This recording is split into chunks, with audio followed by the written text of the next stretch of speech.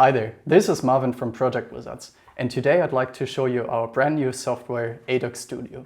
AsciiDoc Studio is specifically for you technical authors out there, but also for everybody who likes to write long-form, long-structured documents. Over the past 20 years, we've developed Merlin Project. This is our other software.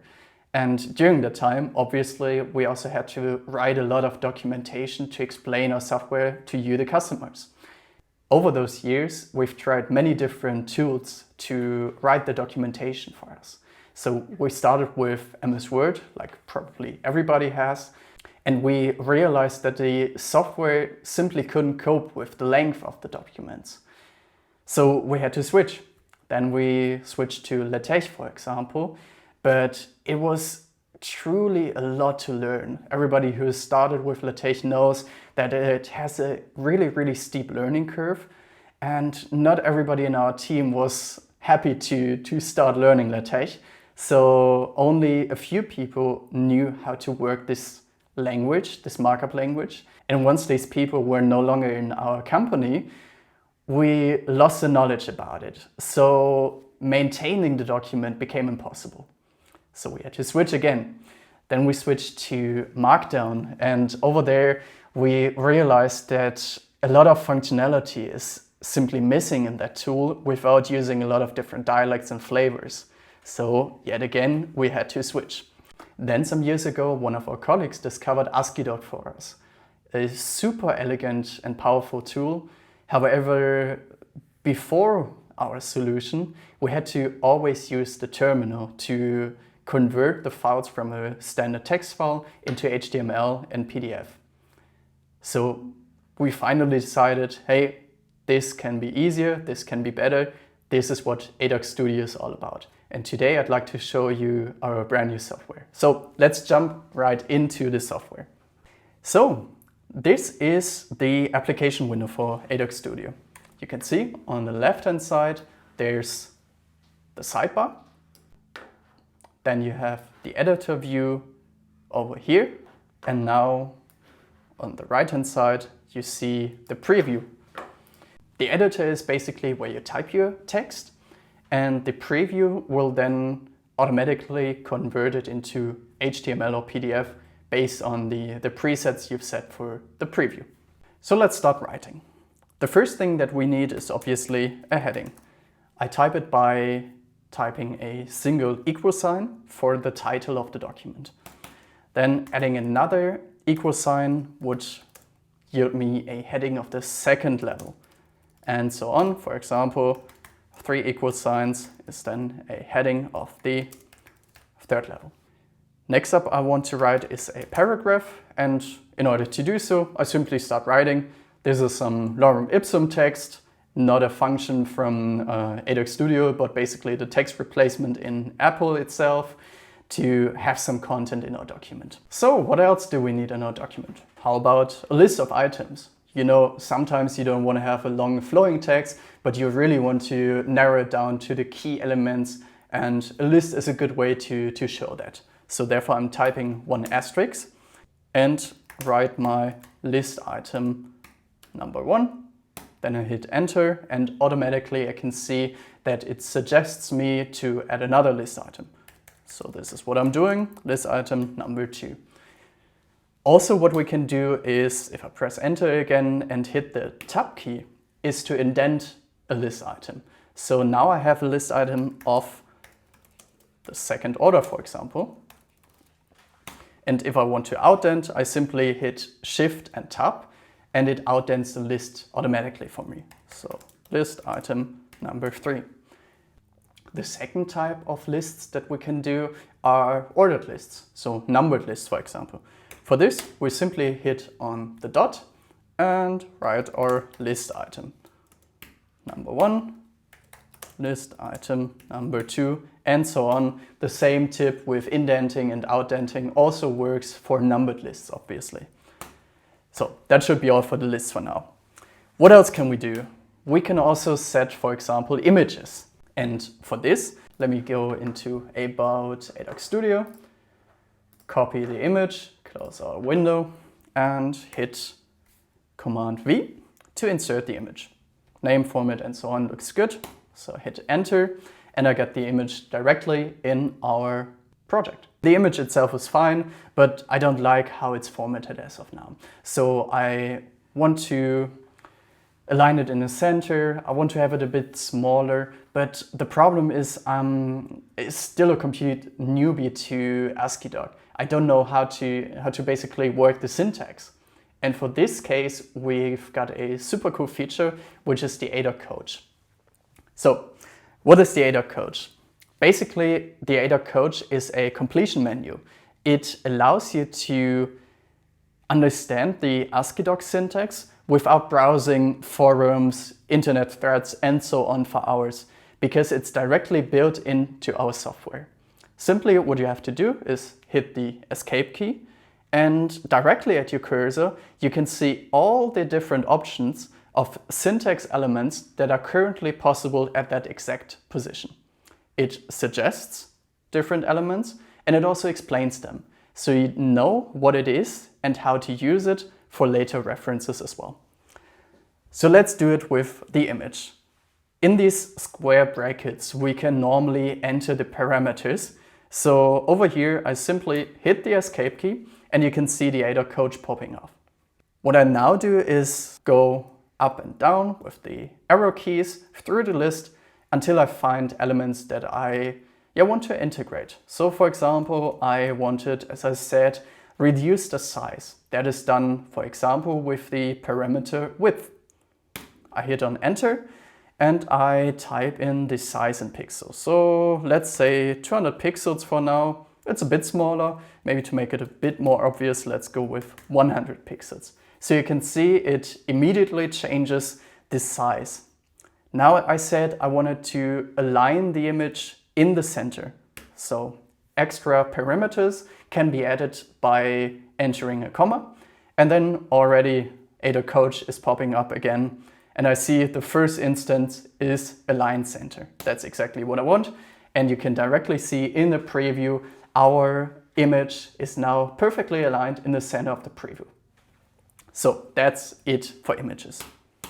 So let's recap. We've got the possibility to write text as a flowing text.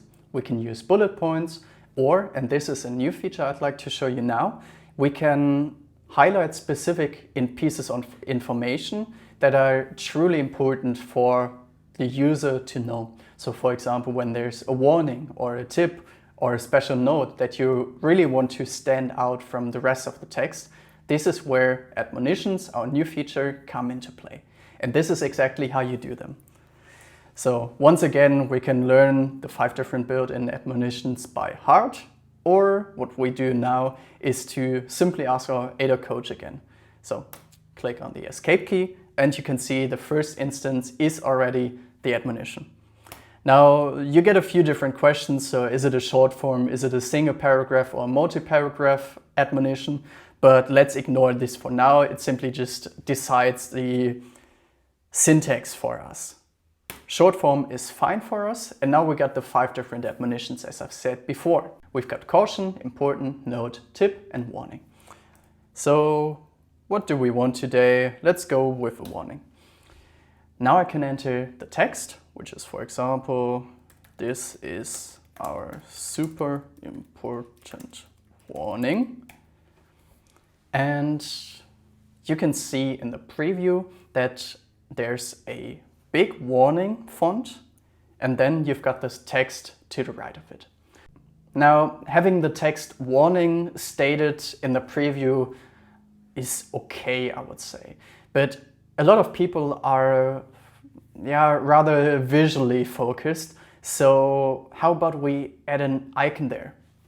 We can do this by doing a simple thing. I go into the document header. Why? I will tell you later. Write a colon, icons, another colon, and then you can already see in adoc coach, you got font and image. We go for font for now. And you can already see in the preview, there's now this bell icon next to our warning, which might be more visually striking to the end user. Okay, now I will quickly write a few other admonitions just so we have some more content in our file. So we got a tip this is a tip. We've got a note. I'm super inventive with my descriptions today. So we've got a note. And now, yeah, one more, but I forgot the syntax again. So I'll quickly go into adoc code and let's go for important this time. This is importante. Okay, good. So you may be asking why I typed in all those different admonitions. And that's simply because I want to show you how you can personalize the preview for your specific preferences.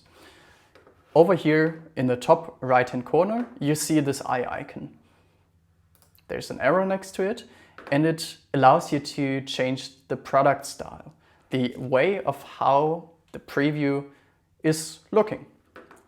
You see on the top, there's a few custom styles that you can quickly design for yourself with a bit of CSS knowledge, but we won't go too deep into this topic today. That's a story for another video. What we want to focus on are the styles in the bottom part of this window. So you see, once I click through all the different versions, how the preview is changing.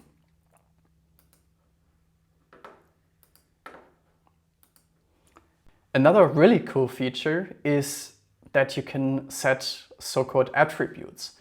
There's two different types of attributes. You can either let them act as a variable, or you can use them to structure your document further. For the second, we simply go into the document header, and there we can already find the first attribute that structured our document, icons font. If we want, for example, to add another attribute, we can use a table of contents. For this, I simply, because I happen to know the syntax, I simply type in colon, TOC, colon, table of contents, and that's it. Now you can see that each heading is showing in the table of contents. It will also dynamically update whenever you make any changes to the document. So for example, if I type in heading number 2, you can see it in the preview in the first spot. But let's now focus on the first type of attributes, the variables, because this is a truly powerful feature. Sometimes you have text that is repeated in your document, but you don't want to manually type it in every single time.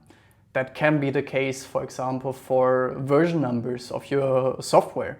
However, version numbers obviously at some point change because the software develops further, or we develop the software further. In that case, I don't want to type it in manually and change it manually in every single instance. So therefore, this is what we are going to do. We go into the document header again. We write a new attribute, which is a custom attribute. We build it ourselves and name it version number. Another column, and now we can, behind the last column, add text that will be used to replace the variable. So let's say we're in version 1.1. And now, obviously the attribute itself is not showing anywhere yet because I haven't placed it yet. So therefore we go somewhere in our text. For example, we split up the lorem ipsum. In one line, we write curly brackets, and we can already see adoc code is suggesting version numbers to be placed here. I simply hit enter, and you can see in the preview 1.1 is showing. Obviously 1.1 itself doesn't really make sense, so I'll write some text before our variable, adoc studio version 1.1. Now I can simply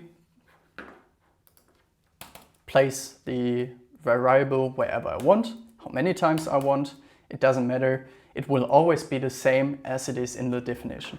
But now we say, okay, version 1.1 has passed, we're to the next development stage, we're maybe at version 2.36, I don't care. And you can already see in the preview, the version number itself automatically updated itself to this new number. Super cool, and it helps you to really reduce the maintenance of your documents. Now, let's talk about another really cool feature, to my mind one of the most powerful features in AsciiDoc, the so-called conditions. In some cases, there's multiple audiences, multiple groups of readers who read your document. They may be internal employees, or they may be external customers. And not all information should go to every single audiences. And for this, conditions come into play. Conditions basically allow you to embed or exclude text from your document in the export. And this is exactly how you do it.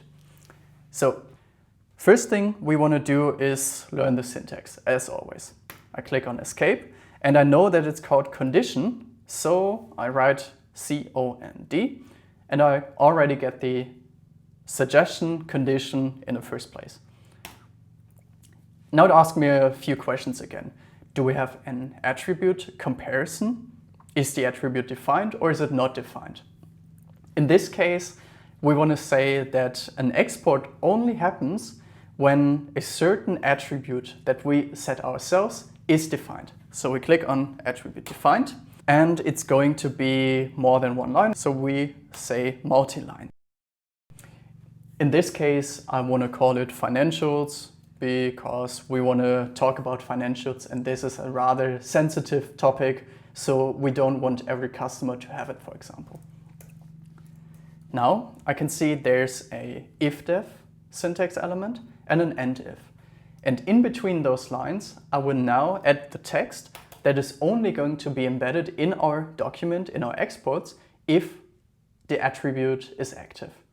So I write some replacement text. This is truly sensitive information. Do not include in external report. This should do it for now. But we can already see that it's nowhere to be found in the preview. And that's because we haven't activated the attribute yet. So what I can do now is go into the preview settings. And over here we see different options rather than only showing the style. We can also see that we can add attributes. Currently none are selected, so I click on it. I click on the plus icon, add a new attribute, and I also call it financials. And you can already see in the preview, you will see this is truly sensitive information, do not include in external export. So let's keep it at that. We've seen a lot of different elements already, but there's a lot more. We really just scratched the surface for the possibilities that you have with AsciiDoc. There's, for example, quotes you can intake, you can add hyperlinks, references, and a lot more, but we'll cover some of these topics in later videos. For now, the last thing that we want to do is to show you how to export your files, because there's two different ways. First way is to select an easy export based on the previous settings. And the second way is to store export information in a so-called product, because these stored information can then be later reused for further exports again. We'll look into each of these in detail now. So first thing we want to do is set an easy export. For this, I go into the File menu, click on Export and go to Selection. You can already see there's two different possibilities. You can export it like it is in the preview that you've set for yourself, or you can change the export. So for example, if I want a different file format, I can go into HTML, PDF, text. I can change the style, the appearance. I can change the attributes here, or I can leave it as is and quickly click on Export. And you can see the document can now be created. Good, that's all we have to do. Now it should be on the screen. Yes, there's a lot of screen recordings here, but we ignore them for now. What we want to see is that our PDF file is now beautifully formatted as we wanted it to be. Now back in AsciiDoc Studio, there's, as I've said before, a second way to export documents. And this is the products. Once again, I go into the File menu, click on Export, but now I go to Products. And over here you see, for now, nothing, because we have to set a new product ourselves. Click on the plus icon, select the document that you want to display, and now you can give it a name. This is our test product. The source is the document that we've selected. I can give it a file name if I want, otherwise it's simply just going to use the product name for it. And I can also, similarly to the export, the easy export, I can change the format, the style, the appearance and attributes. So in this case, I want to have an export that I can always send to internal stakeholders. For this, I can add the attribute that we've selected earlier, which is financials. And now I have tailored the export to my internal stakeholder groups. So this is the first product. Now let's go into another product. For this instance, I want to have a product that goes to external stakeholder groups such as customers. I'll give it a name, external, hit enter, and now it's called external.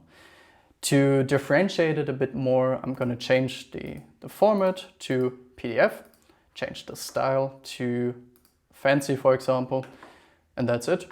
Now I got the external and the test product as my two different products. I can close the window, and in the top right hand corner I can see a new icon popping up. This is the product selection. I can now easily switch between the different products, external for example, and it shows my file, my project in PDF in the fancy style as we want it. And I can already see that the condition we've set for the other export to be active is not active in this export. So therefore, the truly sensitive information is not showing to our external stakeholder group. If we go now to the test product, which has this attribute active, we can see that under heading number 2, there's a sentence that is only included in this specific export because the attribute is active. So this should really be all for now. We've talked about a lot of different features. As I've said before, we really just scratched the surface. There's plenty more to learn about AsciiDoc. There's plenty more to discover for yourself. And we will also show it in further videos. But for now, I'd like to invite you to head over to our website where you can discover more about our software for yourself. However, you can also simply click on the download link and test it out for yourself. We've got a 14-day trial where you can discover all features in practice. So this should be all for now. Thank you for watching and stay tuned for more videos. Until then, have a nice day. See you. Bye.